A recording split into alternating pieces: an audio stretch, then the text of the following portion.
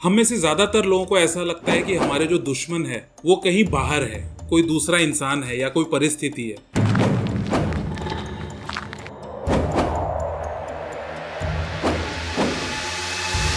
But in reality हमारा जो असली दुश्मन है वो हमारे दिमाग में ही चलने वाली एक आवाज है। ये वो आवाज है जो आपसे कहती है कि तुम ये काम नहीं कर सकते या तुम फेल हो जाओगे, तुम्हारे कोशिश करने से कुछ नहीं होने वाला।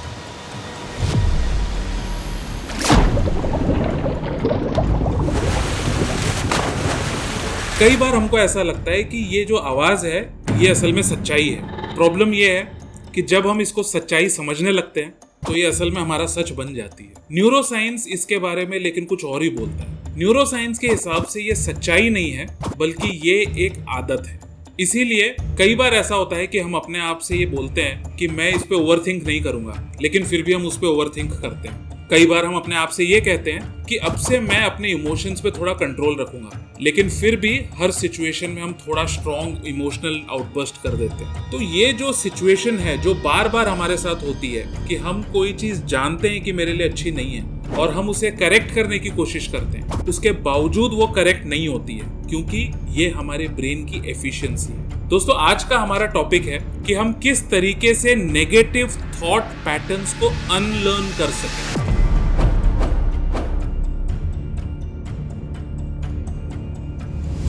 अब यहाँ पे अनलर्न ये शब्द बहुत ज्यादा इंपॉर्टेंट है। ये इसलिए इंपॉर्टेंट है क्योंकि आज के वीडियो में हम समझेंगे कि ये जो भी नेगेटिव थॉट पैटर्न्स है ये बेसिकली हमारी आदत है जिसको हमने खुद ही लर्न किया है, और क्योंकि हमने इसको लर्न किया है इसलिए हमको उसको रोकने के लिए पहले अनलर्न करना पड़ेगा और उसके बाद में उसको रिप्लेस करना पड़ेगा। सबसे पहले हम ये समझते हैं कि ये नेगेटिव थॉट पैटर्न्स किस तरीके से बनते हैं।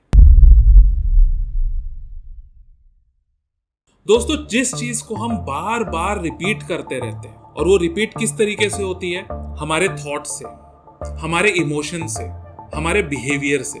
जब हम इनको बार बार रिपीट करते रहते हैं तो हमारा ब्रेन उस पैटर्न को एक स्ट्रॉन्ग न्यूरल लिंक से जोड़ देता है। इसको हम न्यूरोप्लास्टिसिटी बोलते हैं। इसीलिए एक साइंटिस्ट है डॉक्टर डोनाल्ड हेब, उन्होंने एक चीज कही थी, neurons that stay together they fire together. इसका बेसिकली मतलब यह है कि जिन थॉट्स को आप बार बार रिपीट करते हो उन थॉट्स का वापस आना बहुत ज्यादा आसान हो जाता है। ये बिल्कुल एक स्पोर्ट्समैन की तरह है जो बार बार एक ही एक्शन को रिपीट करता है। जब उसकी बॉडी में वो एक्शन इतना डीपली इनग्रेन हो जाता है कि वो ऑटोमेटिकली वो एक्शन रिपीट करता है। तो ये इस तरीके के थॉट पैटर्न्स है जो हम बार बार रिपीट करते हैं। इश्यू ये है, जब हम उन थॉट पैटर्न्स को रिपीट करते हैं there is a high chance कि वो चीज प्रूव हो जाए, और वो जितनी बार प्रूव होती है उतना ज्यादा वो थॉट पैटर्न्स हमारे अंदर और ज्यादा स्ट्रॉन्ग हो जाते हैं और उसको लेके हमारा बिलीफ जो है वो और ज्यादा डीपली एनग्रेव हो जाता है। हमारे थॉट प्रोसेस के पीछे एक्चुअली एक हिडन लूप होता है। ये लूप असल में वो प्रोसेस है जो बार बार रिपीट ही होता जाता है। ये लूप का सबसे पहला स्टेप है ट्रिगर।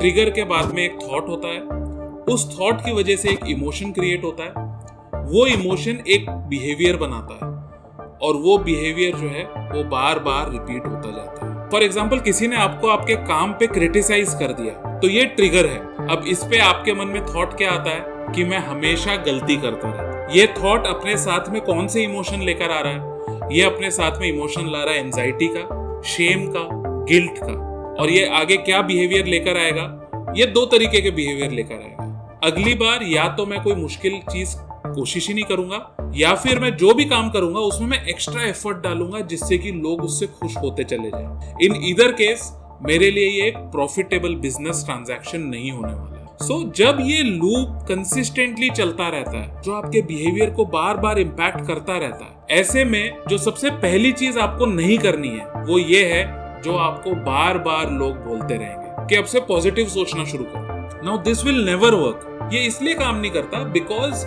ह्यूमन ब्रेन जो है वो एफिशिएंसी के लिए डिजाइंड है, और उसकी एफिशिएंसी किसके लिए है? उसकी एफिशिएंसी आपके सर्वाइवल के लिए है। तो ह्यूमन ब्रेन को सर्वाइवल के लिए कोई पॉजिटिव थॉट सफाइस नहीं करेगा, उसको दो चीजें सफाइस करेगी। सबसे पहला चीज एक स्ट्रॉन्ग एविडेंस, दूसरी चीज रेपिटेशन। फॉर एग्जाम्पल, अगर आपके मन में ये थॉट आ रहा है कि मेरे से बार बार गलती हो रही है, उस थॉट को आप इस चीज से रिप्लेस नहीं कर सकते कि मैं परफेक्ट हूं, क्योंकि आप खुद जानते हैं कि आप इसको एक्सेप्ट नहीं कर सकते और आपका ब्रेन इस चीज को कभी भी एक्सेप्ट नहीं करेगा। तो इसके लिए आपको क्या करना पड़ेगा? इसके लिए बेसिकली आपको इस लूप को ही रीलर्न करना पड़ेगा। सो अब हम समझते हैं ऐसे कौन से 3 स्टेप्स हैं जो लेकर आप परमानेंटली अपने नेगेटिव थॉट पैटर्न्स को रिप्लेस कर सकते हो, उनको अनलर्न कर सकते हो। सबसे पहली चीज क्या करनी है आपको? First and foremost become aware.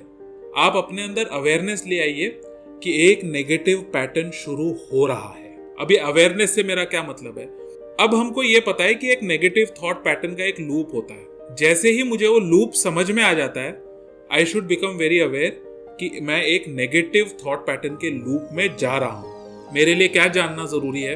सबसे पहले कि ट्रिगर क्या है, ऐसी कौन सी चीजें हैं जो मुझे ट्रिगर कर रही है। जैसे ही आप में ये अवेयरनेस आती है, ये अवेयरनेस एक्चुअली आप में एक थर्ड पर्सन पर्सपेक्टिव क्रिएट करती है। इससे मेरा क्या मतलब है? अगर आपके मन में ये थॉट आ रहा है कि मैं इससे घबरा जाता हूं, आपको उस थॉट को अब अलग तरीके से देखना है। आप क्या बोलेंगे कि मेरे अंदर मुझे घबराहट महसूस हो रही है। इससे मेरा क्या मतलब है? एक आप खुद हो और एक आपकी पर्सनालिटी है। जो आप खुद हो, आपके ये थॉट पैटर्न्स नहीं होते। जो थॉट पैटर्न्स होते हैं वो आपकी पर्सनालिटी या आपके ईगो से रिलेटेड है। जब आप अपने ईगो को सेपरेट करके देखते हो तो आपके लिए वो प्रॉब्लम सॉल्व करना बहुत आसान हो जाता है। Just to give you a small example, आपने नोटिस किया होगा जब प्रॉब्लम किसी रिलेटिव की या फ्रेंड की होती है तो हमें वो बहुत आसान लगती है। क्यों? क्योंकि there is no emotional trigger to it. हम बड़े शांति के साथ में लोगों की प्रॉब्लम को सॉल्व कर देते हैं। लेकिन जब हमारी खुद की प्रॉब्लम आती है, अब उसका सोल्यूशन ढूंढना काफी मुश्किल हो जाता है। क्यों? क्योंकि उसके साथ में एक पर्सनल कनेक्शन है, उसमें एक इमोशन जुड़ा हुआ है जो उस सिचुएशन को और कॉम्प्लिकेट करता है। तो जब आप अपने आप को अपने ईगो से सेपरेट करके सिर्फ ये अवेयरनेस क्रिएट करते हैं कि मुझे ये पर्टिकुलर इमोशन फील हो रहा है या ये तरीके के जो ट्रिगर है वो मेरे अंदर इस तरीके के थॉट क्रिएट कर रहे हैं, आप इमीडिएटली नोटिस करते हैं कि उस सिचुएशन से डील करना आपके लिए बहुत आसान हो जाता है। जो दूसरा स्टेप है, ये स्टेप है जहां पे हम पैटर्न को इंटरप्ट करते हैं। अब ये इंटरप्शन कैसे क्रिएट होता है? इसमें 2 तरीके के इंटरप्शन होते हैं, एक फिजिकल इंटरप्शन और एक मेंटल इंटरप्शन। फिजिकल इंटरप्शन है जैसे ही लूप स्टार्ट हो रहा है, मेरे अंदर एक इमोशन ट्रिगर हुआ है।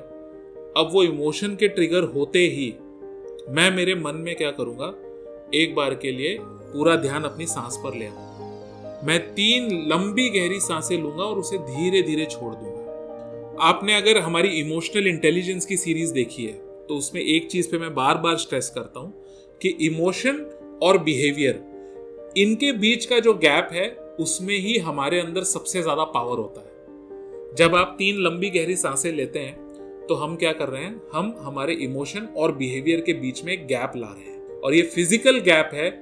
ये गैप हमें हेल्प करता है कि हम किस तरीके से इस चीज को इंटरप्ट कर सकें। सो आप इंटरप्ट करते हो अपने थॉट पैटर्न्स को। जो तीसरा स्टेप है वो है रीलर्निंग थॉट प्रोसेस। अब इससे मेरा क्या मतलब है? देखिए, आप किसी भी चीज को रोक देंगे तो वो चीज परमानेंटली नहीं रुकेगी, बिकॉज ब्रेन को हमेशा किसी ना किसी इंस्ट्रक्शन की जरूरत होती है। तो ये जो लूप है वो तो चलेगा ही चलेगा। अब वो नेगेटिव लूप चले या पॉजिटिव लूप चले, वो हमें मैनेज करना है। अब वो हम कैसे मैनेज कर सकते हैं कि हम रिप्लेस करेंगे थॉट। फॉर एग्जाम्पल, ये काम मुझे नहीं आता, इसकी जगह पर हम क्या बोलेंगे, ये काम मुझे अभी नहीं आता, या फिर मैं इसे सीख लूंगा। ये प्रॉब्लम तो बहुत ज्यादा बड़ी है, इसकी जगह पे आप क्या बोलेंगे, चलो देखते हैं मुझे नेक्स्ट स्टेप कौन सा लेना है।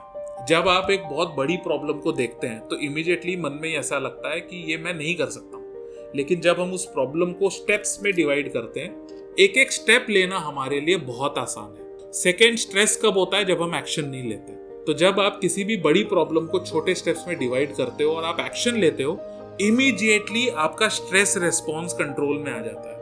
और जैसे ही आपका स्ट्रेस रेस्पॉन्स कंट्रोल में आता है, आपके लिए बहुत क्लियरली सोचना आसान हो जाता है। सो ये 3 स्टेप्स हैं, और ये 3 स्टेप्स जब हम बार बार रिपीट करते रहते हैं तो अलग अलग ट्रिगर से जो भी जुड़े हुए नेगेटिव थॉट पैटर्न्स है वो धीरे धीरे टूटने शुरू हो जाते हैं, और नए और ज़्यादा पॉजिटिव और कंस्ट्रक्टिव थॉट पैटर्न्स हमारे बनने शुरू हो जाते हैं। सो अब आपको क्या करना है, आपको अगले 30 दिन के लिए बहुत सिंपल प्रोटोकॉल्स फॉलो करने हैं जिससे कि आप अपने नेगेटिव थॉट पैटर्न्स को अच्छे से अनलर्न कर सकें।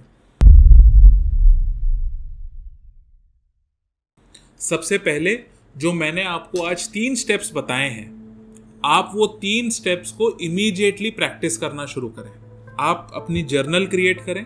जो भी आपको कॉन्स्टेंटली सिमिलर पैटर्न्स जो आपको दिख रहे हैं नेगेटिव थॉट्स के, आप सबसे पहले प्रायोरिटाइज करें किसी भी 3 थॉट पैटर्न्स पे, और उन 3 थॉट पैटर्न्स पे हमारे ये 3 स्टेप्स को आप अप्लाई करना शुरू करें, अपनी जर्नल में लिखना शुरू करें। 30 दिन तक लगातार आप नोटिस करेंगे धीरे धीरे कैसे ये नेगेटिव थॉट पैटर्न जो है ये शिफ्ट होना शुरू हो जाते हैं। सेकेंड, आपको कुछ बेसिक रिक्वायरमेंट्स फुलफिल करनी है। बेसिक रिक्वायरमेंट्स कैसे?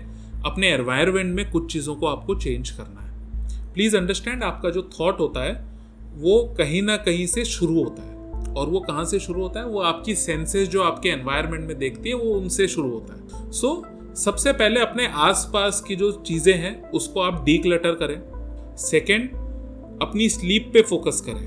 थर्ड, अपनी कंपनी का ध्यान दें। आपके आसपास किस तरीके के लोग हैं, आपके डिस्कशंस कैसे होते हैं, वो जितना कंस्ट्रक्टिव होंगे आप नोटिस करेंगे कि आप मेंटली उतना ज़्यादा स्ट्रांग होते चले जाएंगे। फोर्थ, अपनी फिजिकल हेल्थ के ऊपर थोड़ा और ज़्यादा ध्यान दें।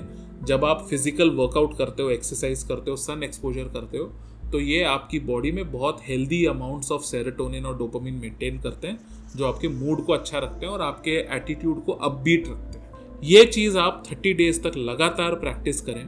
आई कैन अश्योर यू कि आपको बहुत पॉजिटिव चेंजेस अपने अंदर देखने के लिए मिलेंगे। प्लीज़ अंडरस्टैंड, मन आपका दुश्मन नहीं है और नेगेटिव थॉट्स आपकी कमजोरी नहीं है। मन का यहाँ वहाँ विचलित होना, बार बार नेगेटिव थॉट्स आना, ये बेसिकली ये बता रहे हैं कि मैंने अब तक अपने मन को ट्रेन नहीं किया है। जो चीज़ें मैंने आपको बताई है, जब आप ये करते हो तो आपका मन ट्रेन होना शुरू हो जाता है, और वो मन जो कई बार आपको कमज़ोर बनाता है वो अब आपकी टीम में आ जाता है और आपको और ज़्यादा स्ट्रॉन्ग बनाना शुरू कर देता है। अगर आपको हमारा कंटेंट अच्छा लगता है then please like and subscribe. अगर आपको लगता है कि किसी की हेल्प हो सकती है तो प्लीज़ आप हमारे वीडियोज़ उनके साथ शेयर करें। अगर आपको लगता है कि कोई नए टॉपिक आप चाहेंगे हम कवर करें, please mention that in the comment section. हम सभी कमेंट को रीड भी करते हैं और उस पर रिस्पॉन्ड भी करते हैं। Thank you.